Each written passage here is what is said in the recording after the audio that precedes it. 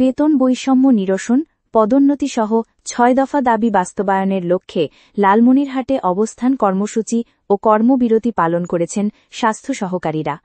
বিস্তারিত মোস্তাফিজুর রহমানের প্রতিবেদনে।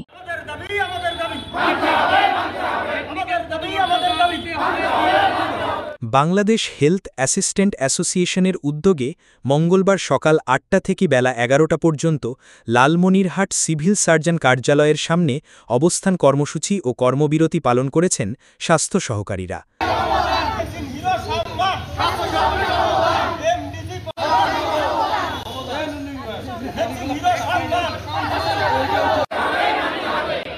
কর্মসূচিতে স্বাস্থ্য সহকারীরা তাদের দীর্ঘদিনের বঞ্চনার কথা তুলে ধরেন এবং দ্রুত দাবি পূরণের আহ্বান জানান।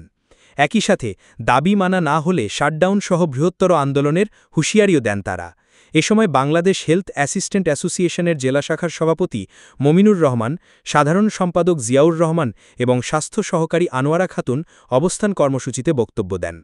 অবস্থান কর্মসূচি শেষে জেলা সিভিল সার্জনকে স্মারকলিপি প্রদান করেন। মুস্তাফিজুর রহমান, জাগো বাংলা নিউজ, লালমনিরহাট।